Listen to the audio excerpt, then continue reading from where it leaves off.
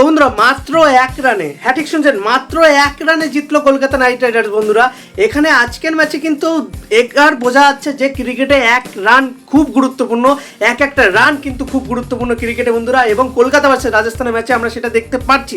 দেখুন এই ম্যাচটা একবার মনে হচ্ছিল যে কলকাতা ইজি ম্যাচটা জিতে হবে, তখন একবার মনে হচ্ছিল যে রাজস্থান এসে কিন্তু ভালো কামব্যাক করেছে জিতে হবে, তারপরে আবার মনে হচ্ছিল যে কলকাতা জিতবে, তারপরে আবার মনে হচ্ছিল যে রাজস্থান, এবং অবশেষে কলকাতা এক রানে জিতলো বন্ধুরা। এখানে আমরা যদি দেখি বন্ধুরা, প্রথমে কলকাতা কিন্তু এখানে 206-এর একটা দুর্দর্শ কিন্তু একটা রান দাঁড় করায় বন্ধুরা। আর এখানে কিন্তু আমাদের রাসেল ঝড় কিন্তু আজকে বন্ধুরা কলকাতার ইডেন গার্ডেনে উঠেছিল, রাসেলের কালবৈশাখী ঝড় কিন্তু এখানে উঠেছিল বন্ধুরা কলকাতার ইডেন গার্ডেন্সে আমরা দেখতে পাচ্ছি।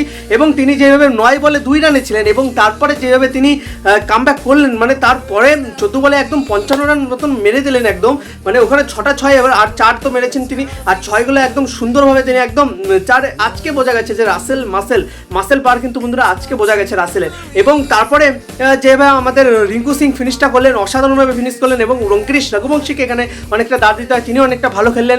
এবং এইভাবেই কিন্তু কলকাতায় একটা সম্মানজনক স্কোর বা একটা ভালো স্কোর এই 16 পিচে যে 206 রানের কিন্তু একটা স্কোর কিন্তু এখানে দাঁড় করে যায় বন্ধুরা। এবং তারপরে কিন্তু আমাদের আসে হচ্ছে রাজস্থানের ব্যাটাররা ব্যাট ধরতে, এবং সবাই ভেবেছিল যে রাজস্থান কাছে যেতে পারে, কিন্তু আমার মনে হয় না ম্যাচটা জিতবে। এবং কলকাতা যায় স্পিন অ্যাটাক, এবং 16 পিচে রাজস্থান অত ভালো দাঁড়াতে পারবে না বা অত 150-এর মধ্যে অল উইকেট হয়ে যাবে। এবং সেইভাবেই কিন্তু শুরু হয়েছিল 75 রানে কিন্তু কলকাতা একদম রাজস্থানের মাজা ভেঙে দিয়েছিল, 5টা উইকেট নিয়ে ফেলেছিল বরুণ চক্রবর্তী, মঈন আলী এবং বৈভবরা ওখানে গুরুত্বপূর্ণ বল করেন, এবং এখানে কিন্তু 5টা উইকেট কলকাতার নিয়ে নেয় হচ্ছে রাজস্থানের। আর এইভাবেই কিন্তু বন্ধুরা মনে হচ্ছিল যে রিয়ান পরাগ আর হেটমায়ার কতক্ষণই বা টিকবেন, শিবম দুবে কতক্ষণই বা টিকবেন, 100-র মধ্যে ওখানে মনে হচ্ছিল যে রাজস্থানে অল আউট হয়ে যাবে। কিন্তু না বন্ধুরা, যতক্ষণ হেটমায়ার আর রিয়ান পরাগ আছে পরবর্তী ম্যাচগুলোতে কিন্তু টিমদের বলবে যে ভাই আমরা যতক্ষণ আছি ততক্ষণ তোমাদেরকে আমরা ইজি ম্যাচটা জিতে দিচ্ছি না।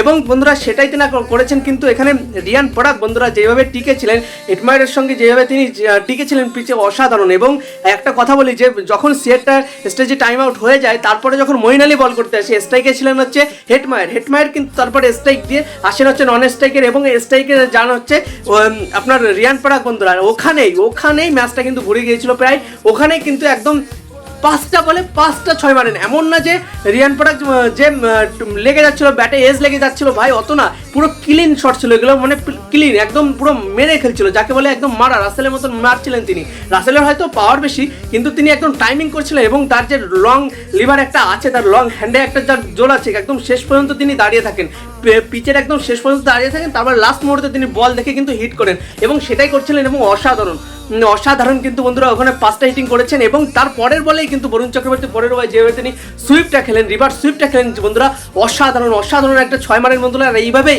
আইপিএলের প্রথম প্লেয়ার হয়ে যান রিয়ান পরাগ, যিনি 6টা বলে 6টা 6 মেরেছেন বন্ধুরা। সেটা হয়তো একবারে 5টা মেরেছেন, পরের বলে 1টা মেরেছেন, কিন্তু 6টা তো মেরেছেন। আর এইভাবেই কিন্তু মনে হচ্ছিল যে তখন ম্যাচটা পুরো ভরে গেছে। কিন্তু তারপরে একটা বাউন্সার আছে হার্দিক পান্ডিয়া, বন্ধুরা হার্ষিত রানার কাছ থেকে একটা বাউন্সার আছে বন্ধুরা, এবং ওই বাউন্সারে কিন্তু হেটমায়ার ওখানে আউট হয়ে যান। হেটমায়ার ভেবেছিলেন তার হেলমেটে লেগেছে, কিন্তু তার ব্যাটে কিন্তু একটা ভারী এজ কিন্তু ওখানে ছিলেন। তো যাই হোক, এইভাবে কিন্তু কলকাতা মনে হচ্ছিল যে একটু হলেও কামব্যাক করেছে। এবং তারপরে ওভারেই যেভাবে হার্ষিত রানার এখানে অনেকটা দাঁড় দিতে, কারণ যেভাবে তিনি প্রথম দিকে মার খেয়েছেন এবং লাস্টের দিকে যেভাবে তিনি বল করেছেন, যেভাবে তিনি সোলোয়ার করেছেন, যেভাবে তিনি ভেরিয়েশন করেছেন, যেভাবে ডেট ওভারে বল করেছেন বন্ধুরা, অসাধারণ। ওখানে গুরুত্বপূর্ণ 2 উইকেট কিন্তু আমাদের হার্ষিত রানা ওখানে নিয়ে নেন বন্ধুরা। 1 নম্বর হচ্ছে রিয়ান পরাগ, 2 নম্বর হচ্ছে হেটমায়ার বন্ধুরা, অসাধারণ 2 উইকেট কিন্তু ওখানে নিয়ে নেন। আর এইভাবে ম্যাচটা পুরো পকেটে চলেছিল। 13 বলে 39 রান লাগে, তখন মনে হচ্ছিল না শিবম দুবে কতই বা খেলবেন। ওখানে রাসেলের ওভারেও ভালো খেলেছে একদম, ঠিক আছে, রাসেলের ওভারেও মারতে পেরেছিল। এবং লাস্ট ওভারে লাগে বন্ধুরা 6 বলে 22 রান, এখানেই আসে থ্রিলার। এখানে বন্ধুরা থ্রিলার ম্যাচ চলে আসে বন্ধুরা। 6 বলে 22 রান, প্রথম বলে এয়ার কাট ছিল, পারফেক্ট এয়ার কাট ছিল, ওখানে 4 মারতে গিয়েছিলেন কিন্তু মারতে পারেনি। রিঙ্কু সিং অসাধারণভাবে সেভ করেছিলেন। ওই রিঙ্কু সিং এর সেভটা যদি না থাকতো তাহলে কিন্তু কলকাতা আজকে এই বছরের জন্য কিন্তু আউট হয়ে যেত বন্ধুরা, এটা কিন্তু মানতে হবে। কারণ ওই সেভটা যদি রিঙ্কু সিং না করতেন তাহলে কিন্তু কলকাতা কপালে কষ্ট ছিল, এবং কলকাতা কিন্তু ম্যাচটা হেরে যেতে পারতো। এবং বন্ধুরা ওই পরের ম্যাচে যেভাবে পরের বলগুলোতে যেভাবে 6 মেরেছেন শিবম দুবের, এখানে অনেক দাঁড় দিতে হয়, কারণ অত বড় একটা প্রেশার ম্যাচে তিনি যেভাবে 6 মেরেছেন, তারপরে আবার 4 মেরেছেন, তারপরে আবার 6 মেরেছেন, এবং লাস্ট বলে যেভাবে কামব্যাক করেছে আবার বৈভবরা, মানে অসাধারণ ম্যাচ ছিল। আবার কামব্যাক করলো হচ্ছে বৈভবরা, লাস্ট বলে যেভাবে ইয়ারকার মারলো, অসাধারণ কিন্তু একটা ইয়ারকার মারলো, এবং কলকাতা রান আউট করে আবার পুনরায় রিঙ্কু সিং বন্ধুরা এখানে কিন্তু অসাধারণভাবে একদম একটা কাটায় আমার মনে হয় না এর থেকে কাটা ম্যাচ হয়েছে বন্ধুরা। 205 রান করে 1 রানের জন্য হেরে যায় বন্ধুরা রাজস্থান, এবং 1 রানের জন্য কিন্তু কলকাতা এখানে জিতে যায়, এবং কলকাতা কিন্তু বন্ধুরা এখানে এখনো প্লে অফের রেসে কিন্তু জীবিত আছে বন্ধুরা।